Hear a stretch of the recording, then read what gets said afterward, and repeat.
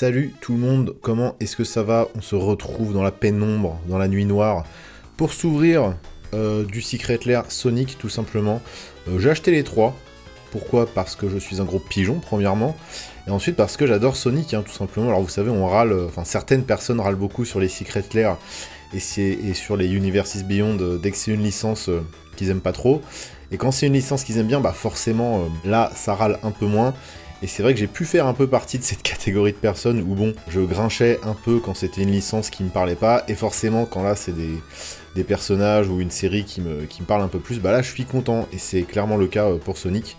Sonic est un de mes premiers héros de jeux vidéo de mon enfance. Sonic 1 et 2 sur Mega Drive, à jamais gravé dans le coucoulou. Donc oui, puis Sonic, meilleur jeu de plateforme, point barre, je ne veux rien entendre. En tout cas à l'époque. Après, il y a eu le déclin de Sonic qu'on connaît tous. Mais en tout cas, le Sonic de l'époque, moi, c'est totalement ma cam. Et d'ailleurs, ce qui est cool, c'est que là, on va voir, hein, sur les cartes, on retrouve des graphismes un petit peu à l'ancienne. Alors, c'est pas du tout pixel art ou époque Mega Drive, mais en tout cas, c'est le Sonic bien rond, bien coloré de l'époque, quoi. Au niveau du graphisme, c'est un peu entre les écrans start de l'époque et le dessin animé Sonic aussi de l'époque. Les cartes, elles ont une vibe super chouette, je les trouve super jolies. Il y a des trucs que j'ai envie de jouer. Peut-être, vous verrez, il y a un Robotnik Grixis qui est assez chouette. Peut-être qu'on fera une deck tech Robotnik Grixis parce que j'ai envie de monter le pack. Enfin, ça, on verra, hein, ce sera selon l'envie du moment. Mais en tout cas, là, j'en ai un petit peu envie. Donc, sûrement qu'on se retrouvera plus tard pour une deck tech Sonic Robotnik. Et d'après ce que j'ai compris, comme à l'intérieur de chaque petit pack Secret Lair, on a une carte bonus, et il se trouve que là, la carte bonus, ça peut être une Chaos Emerald. Donc Chaos Emerald qui, là, est un skin pour Pétale de Lotus. Après, je sais pas si on peut dropper d'autres cartes, j'en ai aucune idée. Et il y a aussi à peu près 8 couleurs de Chaos Emerald, si je dis pas de bêtises. Peut-être un peu moins, peut-être un peu plus. Et sur MKM, elles valent toutes, en ce moment, entre 150 et 180 €. La moins chère doit être à 149 et la plus chère doit être un petit peu au-dessus 180. Donc ce serait bien qu'on puisse en dropper une. Je sais pas si on peut dropper autre chose, j'imagine que oui, parce que vu le prix, ça, à mon avis, c'est qu'elles sont rares. Donc si on peut en drop une, n'importe quelle couleur, la bleue, le bleu, c'est ma couleur préférée, bah ce serait chouette. On va regarder ça ensemble, je suis très content de l'avoir reçu. Il est arrivé avec un peu de retard, d'ailleurs il a fallu que je gueule auprès du service client, parce que bah le 11, il y avait toujours rien qui était parti. Donc j'ai gueulé le 11, et le 12, ils m'ont dit bah c'est parti. Et puis bah le 13, finalement, c'était dans ma boîte aux lettres. Et on va s'ouvrir ça. Donc là, ça va être le... alors j'ai tout pris en Rainbow Foil, évidemment, et c'est le Turbo Gear. Voilà, Turbo Gear, ça me fait penser un petit peu aux machines du Dr Eggman. Donc on va voir ce qu'il y a dedans, hein. Hop, comme... ah bah là, pour une fois, c'est des cartons aux couleurs de Sonic. Tac, et donc si on voit la Chaos Emerald, c'est que c'est plutôt bon signe normalement, hein. C'est que là on a fait un drop de zinzin. Voilà. Et on va commencer, donc c'est effectivement... Alors, non, c'est pas forcément les machines du Dr Robotnik, quoique est-ce que les gants de Knuckles sont une machine fabriquée par le Dr Robotnik? Je ne sais pas, peut-être que oui. Donc là c'est un skin pour The River Cleaver, ça coûte 3, dont un rouge, équipement 3, la créature équipée gagne +1/+1 et le trample, et quand cette créature met des combats de damage, et bah on crée autant de trésors. Plutôt balèze. Swiftfoot Boots, pareil, Air Shoes, incroyable. On sait que si les créatures courent vite dans Sonic, c'est notamment grâce à leurs chaussures. Comme dans la vraie vie, finalement. Ni plus ni moins. Hexproof et Haste, hein, un classique du commandeur. Egghammer, qui est en fait la Mir Battle Sphere, incroyable. Un finisher pour beaucoup de decks artefacts. Pour 7, 4-7, ça fait popper 4 Mir 1-1. Et ensuite, quand cette créature attaque, on peut engager X Mir. Et cette créature gagne +X+0 jusqu'à la fin du tour. Et elle met X damage au joueur ou au Planeswalker qu'on est en train d'attaquer. Voilà, donc même si ça bloque, bah, ça met quand même des dégâts. Mais si ça bloque pas, bah, ça mettra le double de dégâts. Pas mal. Marteau de Nazam, Pico Pico Hammer. Je trouve que ça sonne mieux Pico Pico Hammer. Je sais pas pourquoi Wizard n'a pas fait ça dès le début directement. Je préfère Pico Pico Hammer. Ah, j'aime bien parce que c'est vraiment du vrai visuel Sonic, quoi, c'est cool. Ça coûte 4 mana génériques, ça coûte 4 mana génériques à équiper également. Quand ça entre sur le champ de bataille, on peut directement l'attacher à une créature, et la créature gagne +2/+0 et l'indestructible. Voilà. Peau dégueu. Power Sneakers, Lighting Greaves, pareil, un grand classique.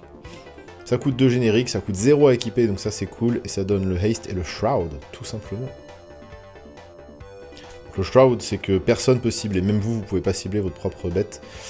Tornado Sonics Biplane. C'est le Witherlight, tout simplement, qui nous vient de Kaladesh. Qui n'a pas été énormément réimprimé, mais qui était une très très bonne carte à l'époque, en tout cas au niveau du standard, ça faisait partie des grosses cartes. Ça coûte 4 à jouer, il faut 3 de force pour le crew, c'est une 4-5 vol. Et quand ça met des combats de damage à un joueur, on regarde les 5 premières cartes de notre bibliothèque, on peut révéler une carte historique, la mettre dans notre main, et on met le reste sous notre bibliothèque dans un ordre aléatoire. Le classique, hein. Moi je me rappelle évidemment de ce niveau de Sonic 2, avant d'aller attaquer la forteresse volante du Dr Robotnik.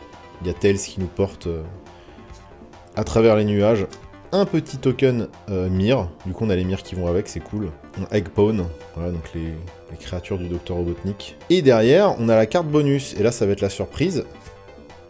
Ok, d'accord, donc on a une tour du commandement. Très bien, donc effectivement ça peut être un truc un peu osef. Donc on espère effectivement dropper les Chaos Emerald dans les prochaines boîtes. Dans les prochains paquets. Ok, tout simplement, une tour de commandement. Et bah si je fais mon deck Robotnik, 3 couleurs, Grixis, je sais quelle sera ma tour de commandement. On ouvre ça, on charcle ça sans plus attendre. Tac. Et pareil, on prie pour avoir une Chaos Emerald. Donc là, ce qui est chouette, c'est que avant, donc les Secret Lair, c'était du print on demand. Donc on pouvait faire nos petits achats tranquillou et recevoir nos petites cartes à la maison. Après, c'était en produit limité. Donc ça veut dire qu'en fait, si on n'était pas connecté à l'heure où le Secret Lair était drop sur le site, en tout cas pour les grosses licences ou les Secret Lair où il y avait des cartes vraiment intéressantes pour les joueurs, et bah tu te faisais avoir. Voilà, parfois ça s'est joué à une demi-heure près, enfin voilà, fallait être là à seconde 1, et donc forcément ça faisait le plaisir des scalpers. Et maintenant, on peut commander que 2 produits par personne, enfin 2 fois le même produit par personne. Donc chez les scalpers, et ce qui fait que j'ai pu avoir mes produits Sonic. Alors pareil, hein, j'avais mis le réveil et tout, mais finalement, bon bah, j'ai peu besoin de ça. Et d'ailleurs, si je dis pas de bêtises, il doit en rester des produits Sonic, hein, parce qu'il y a quelques jours, quand je suis allé sur le site Secret Lair, il restait la possibilité de commander des produits Sonic. Donc bah, écoutez... Super State, donc ça c'est une carte print exprès pour l'occasion. Ça coûte 7 mana générique, on doit enchanter une créature que l'on contrôle. La créature enchantée a une base de force et d'attaque de 9-9, a le vol, le first strike, le trample et le haste. Comme c'est costaud. Et quand on met des combat damage à un adversaire, on met autant de damage à un autre adversaire. Voilà, donc si on attaque le gars en face, à gauche, et bah le gars en face à droite, il va prendre autant, quoi. C'est-à-dire que si on touche, on met quand même 18 en tout à la table. Hein. C'est pas dégueulasse, c'est rigolo. C'est cool. Ça pète la rétine, surtout. Le petit Knuckle, voilà. Il me semble qu'il y avait des joueurs de CEDH qui le lurkaient un petit peu, qui avait l'air très attiré. Effectivement, il est costaud, hein. Ça coûte 4 mana, dont 2 rouges. Il est 2-4, il a le double strike, le trample et le haste. Oh là là, ça en fait des mots-clés. Quand une ou plusieurs créatures que l'on contrôle connectent, on crée un token trésor. Ok, ça me paraît pas si cheaté pour le moment. Et au début de notre entretien, si on contrôle 30 artefacts ou plus, on gagne la partie. Ah, c'est peut-être ce truc-là qui fait qu'il est intéressant. Mais sinon, je le trouve assez équilibré. Sachant qu'il a le double strike, s'il touche 2 fois, on fait quand même 2 trésors. Donc c'est vrai que tout ce qu'a le double strike va faire que bah, du coup on va toucher avec une ou plusieurs créatures.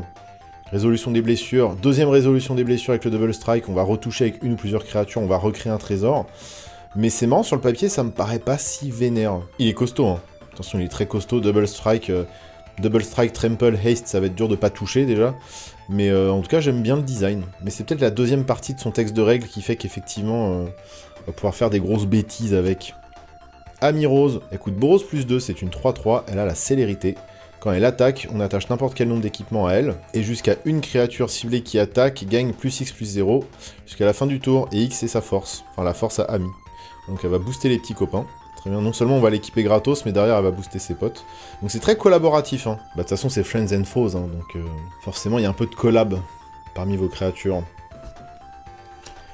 Le Dr Eggman, voilà, lui il m'intéresse beaucoup, il coûte Grixis plus 2, c'est une 3-6 vol, le gros cul, normal, c'est Dr Eggman. À la fin de notre tour, on va piocher, tout simplement. Et chaque adversaire va devoir faire un choix. Ils vont devoir choisir entre défausser une carte et me laisser poser sur le champ de bataille un construct, un robot ou un véhicule depuis ma main. Donc ça c'est rigolo, parce que bah défausser c'est quand même très très chiant. Mais laisser un adversaire drop un permanent gratos depuis sa main, ça peut être aussi très risqué. Donc j'aime énormément ce Docteur Robotnik, il est assez drôle. Ça laisse du choix aux adversaires, j'aime bien quand les cartes font ça. Mais il y a moyen de faire un deck robot assez rigolo, je pense. Puis on peut donner une petite saveur au deck avec tous les skins différents qu'il y a aujourd'hui et toutes les cartes différentes. Il y a moyen de lui donner une petite saveur un peu cool. On a Tails, tout simplement, le fidèle ami de Sonic, avec sa double queue. Regardez comme il est mignon. Il coûte Azorius plus 1, c'est une 3-1. Il est Fox et artificier, parfait. Il a le flash, le vol, donc ça correspond parfaitement aussi au fait qu'il vienne au dernier moment sauver son pote Sonic avec l'avion, là, le petit avion. Quand un véhicule que l'on contrôle entre sur le champ de bataille, on pioche une carte s'il a le vol, et sinon on met un compteur vol dessus. Ok, c'est rigolo. On pourrait peut-être même rentrer dans le... Oh non, malheureusement c'est pas les couleurs, il est pas... Il n'est pas des mêmes couleurs que Dr Eggman. Par contre, lui, il peut rentrer dans Eggman. Je sais pas si c'est intéressant, on va le lire. Alors, c'est Shadow the Hedgehog. Il coûte 2 noirs, 2 rouges, et c'est une 4-2 célérité. Quand il arrive sur le champ de bataille ou qu'une créature avec le flash meurt, une créature avec le flash ou la célérité meurt, on pioche une carte. Ok, le déclenchement est assez étrange. Et sinon, les sorts que l'on lance sont le split second. C'est-à-dire split second, c'est-à-dire qu'on peut pas réagir dessus via la pile, en fait. Si le sort il est lancé, il va se résoudre et personne peut jouer par-dessus. Si du mana provenant d'un artefact a été dépensé pour ça. Ah, ok, d'accord. Donc, ok, si on lance un spell grâce au mana d'un caillou ou d'un quelconque artefact, il va avoir le split second. Donc, c'est pour montrer aussi le côté rapide. Et hérisson dans Sonic, tout simplement. C'est rigolo. Voilà, je sais pas ce que ça peut valoir, ça me donne pas d'idée là tout de suite, mais le fait que personne puisse répondre, ouais, je sais pas si c'est un énorme avantage. Surtout, il faut quand même aller vers un build assez précis, être sûr de pouvoir cast avec, c'est-à-dire avoir suffisamment de cailloux à mana. Donc c'est une carte qui a l'air plus flavor qu'autre chose, mais je sais que des petits malins trouveront des choses géniales à faire avec. Le grand, le beau Sonic le hérisson, tout simplement. Incroyable, il coûte Jeskai plus 1. C'est une 2-4, il a évidemment la célérité parce qu'il va vite. Quand il attaque, pardon, on met un marqueur plus 1 sur chaque créature que l'on contrôle avec le flash ou la célérité. Ok, on reste sur ce truc de rapidité. C'est plein d'animaux rapides qui s'entraident. Et quand une créature avec le flash ou la célérité met des combats de damage, on crée un trésor. D'accord, ok, oui, donc c'est un peu le... Bah, ça ressemble un peu à ce qu'on a vu avant, c'est-à-dire que ça va jouer sur la rapidité, donc flash et haste. Ça simule un petit peu ce qui est rapide dans Magic. Et bah, il est magnifique. Je suis très content. Voilà, il va faire très beau dans le classeur. Mais c'est pas lui que je builderai. Ce sera sûrement le Dr Eggman. Voilà. Et derrière, bah, une petite émeraude. Et encore la Command Tower. Et ça, c'est bien triste. Et ça, c'est bien triste. De toute façon, vu qu'elles sont... Je me suis dit aussi, quand je les ai vues à 150 balles sur MKM, je me suis dit que c'était indroppable. Et là, je pense qu'on est sorti un petit peu de notre phase de chance. Rappelez-vous, hein, jusqu'à Tarkir, là, on n'a pas arrêté d'enchaîner, puis... on peut pas tout le temps avoir de la chance, hein. On va pas se plaindre. Mais j'en rêve d'une Chaos Emerald, j'en rêve. Je referai un 100% sur un Sonic pour me venger. Generous Gift, Classico, voilà, le petit anti-bête qui permet de détruire n'importe quel permanent. Et être remplacé par un gros éléphant 3-3. Open the Armory, encore un skin pour une carte qui existe. On va chercher un aura ou un équipement dans la bibliothèque et on le met dans notre main, tout simplement. Faut le révéler. Pour montrer qu'on n'a pas triché. Fabricate, c'est un rituel qui va coûter 3, dont un bleu. On va chercher notre bibliothèque, une carte, on la révèle, on la met dans notre main, tout simplement. Donc là, c'est des tutors. Hein. Voilà, le petit pack de tutors. Une carte d'artefact, hein, pardon, je vais pas préciser. Sinon, ce sera un petit peu abusé. Deadly Dispute, ça coûte 2 mana, dont un noir.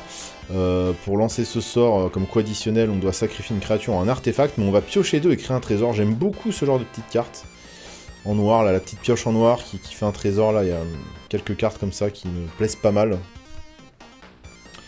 Unexpected Windfall, ça coûte 4, dont 2 rouges, c'est un instant. On va devoir discard comme coût supplémentaire, et on va piocher 2 cartes et créer 2 trésors. Ça me parle peut-être un peu moins. La carte est jolie. Un Sol Ring, bien évidemment, il en fallait un Sol Ring Sonic, il est incroyable, très très joli. Et donc derrière, c'est la carte bonus, si je ne dis pas de bêtises, et on y croit.